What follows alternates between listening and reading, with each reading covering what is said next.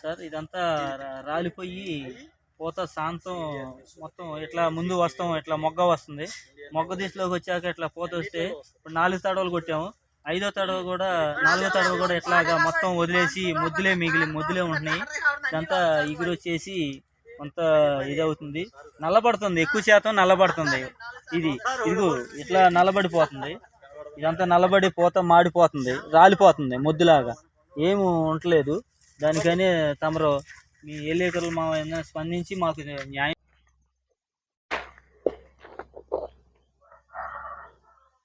మాది ఖమ్మం జిల్లా వేంసూరు మండలం కల్లూరుగూడెం గ్రామం అండి.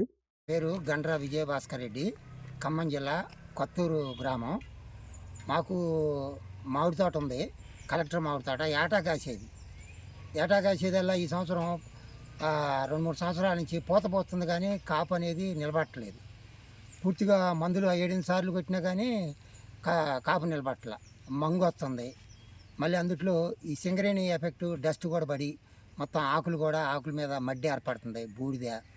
వీటన్నిటి వల్ల మాకు మామిడి పంట అంత లాభదాయకంగా లేదు. సంవత్సరానికి ఒకసారి కాకుండా సంవత్సరానికి 2 సార్లు మామిడి పంట వచ్చేది ఉందంటున్నారు మొక్కలు. అవి ఇచ్చినా మాకు, లేదంటే పామ్ ఆయిల్ ఇచ్చినా బాగానే ఉంటుంది. పామ్ ఆయిల్ మొక్కలైనా ఏదో ఒకటి పంట మార్పిడి చేసుకుందాం అనుకుంటున్నాం. శాఖ వాళ్ళు మాకు సూచనలు సలహాలు ఏమీ చెప్పట్లేదు. మా తోటలలోకి వచ్చి మాతో ఏమీ సంప్రదించట్లేదు. ఇదొకటి మాకు ఇబ్బంది. సత్తుపల్లి, కొత్తూరు గ్రామం. ఇప్పుడు మామిడికాయలు, ఈ తోటలో మామిడికాయలు ఏమవుతున్నాయంటే, ఫస్ట్ మంచు పట్టడం వల్ల పూత రాలిపోయి ఎండిపోయి దానివల్ల దిగుబడి శాతం బాగా తక్కువ వస్తుంది. తర్వాత ఏదైనా అక్కడ ఒకటి కాయలు కాసినా కానీ ఏమవుతున్నాయి, మంగు రావటం, దానివల్ల దిగుబడి బాగా తక్కువైపోయి బాగా నష్టాలు వచ్చే ఇబ్బంది కావడం వల్ల మామిడి తోటలన్నీ నరికేసి వేరే క్రాప్కి ప్రత్యామ్నాయంగా మేము పామ్ ఆయిల్ కానీ ఇవన్నీ వేసుకోవడం జరుగుతుంది. ఇక్కడ చుట్టుపక్కల అది వరకు చాలా విస్తీర్ణంలో మామిడి తోటలు సత్తుపల్లి చుట్టుపక్కల బాగా ఉండేటివి. కానీ ఇప్పుడు ఎక్కువ ఈ నష్టం రావటం వల్ల అకాల వర్షాలు వీటి వల్ల బాగా కాయ కాసినప్పుడు రేట్ లేకపోవటం అన్నిటి వల్ల ఈ మా పంట తీసేసి మేము పామ్ ఆయిల్ కానీ దానికి వెళ్ళిపోతున్నారు ఎక్కువ రైతులు. దీనికి ప్రత్యేకంగా ఇప్పుడు కనీసం గవర్నమెంట్ ద్వారా ఏదైనా సబ్సిడీ ఇచ్చి కానీ ఇప్పుడు పామ్ ఆయిల్కి ఇచ్చినట్టు, తర్వాత మొక్కల సబ్సిడీ ఇవ్వటం కానీ, కొత్త రకాల వంగడాలు ఈ చెట్లు బాగా పెద్ద అవ్వటం వల్ల ఈ క్రాపు శాతం కూడా బాగా తక్కువ ఉంటుంది. కొత్త రకం వంగడాలు వచ్చాయి కాబట్టి మార్కెట్లోకి వాటిని ఏమైనా సబ్సిడీ ద్వారా గవర్నమెంట్ ఏమైనా సహకారం అందిస్తే మనం కొత్త వెరైటీస్ పెంచుకోవడానికి అనుకూలంగా ఉంటుంది, రైతులకి ఉపయోగపడుతుంది. పూత దశలో వచ్చిన తర్వాత కాడ నుంచి 3-4 సార్లు మందులు కొట్టాల్సి వస్తుంది. దీనివల్ల మాకు కాస్ట్ ఎక్కువ అవుతుంది, తర్వాత రేటు తక్కువ ఉంటుంది.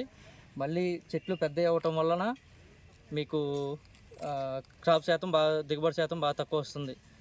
ఈ డిస్మాండిల్ చేసి ఏమన్నా మొక్కను నరికేసి అట్లా చేద్దామనుకుంటే, మండలం నరికేసి అట్లా చెలుపు తీసి చేద్దామనుకుంటే అవి మళ్ళీ క్రాప్ శాతం వచ్చేసరికి 2-3 సంవత్సరాలు పట్టుద్ది. దానివల్ల రైతులు బాగా ఇబ్బంది అవుతుంది. అదే రకంగా మీరు కొత్త రకమైన సత్తుపల్లి నియోజకవర్గ పరిధిలోని 5 మండలాలు కూడా ఒకప్పుడు మామిడి పంటకి హబ్బులా ఉండేది. ముఖ్యంగా ఈ ప్రాంతం నుంచి అటు ఆంధ్రాకి కానీ హైదరాబాద్ కానీ ఎగుమతి చేసే పరిస్థితులు ఉండేవి. అయితే గత కొన్నేళ్లుగా మామిడి పంట రైతులు తీవ్రంగా నష్టపోవడం, ఓ పక్క మామిడి సాగు గణనీయంగా తగ్గిపోవడం, దగ్గర 65,000 హెక్టార్లలో సాగు అవుతున్నటువంటి మామిడి తోటల్ని మరి ఆశించిన స్థాయిలో పంట లేకపోవడం వల్ల ఎక్కడికక్కడ మామిడి పంటని తొలగిస్తూ దాని స్థానంలో పామాయిల్ వంటి పంటలకి ప్రాధాన్యత ఇస్తున్నారు.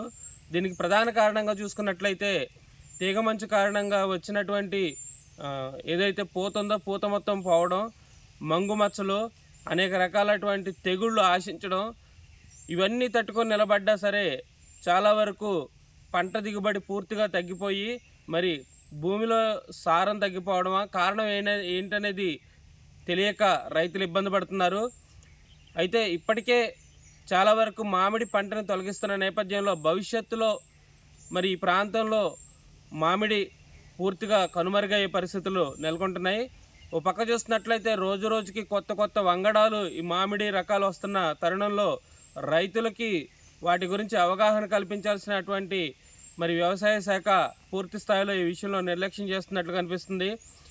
ఖచ్చితంగా రైతులకి కొత్త వంగడాల మీద అవగాహన కల్పించి మరి ఇప్పటికే పంట దిగుబడి రాని ప్రాంతాల్లో సాయిల్ టెస్టులు కూడా నిర్వహించి రైతులకు ప్రభుత్వం సబ్సిడీ మీద కొత్త వంగడాల్ని మరి సంవత్సరాంతం కూడా పూర్తి స్థాయిలో దిగుబడినిచ్చేటువంటి వంగడాలని గాన రైతులకు అందించినట్లయితే ఈ ప్రాంతం మళ్ళీ పూర్వవైభవాన్ని సంతరించుకొని ఈ ప్రాంతంలో మామిడి రైతులు సిల్లు పంట పండించే అవకాశం ఉంది.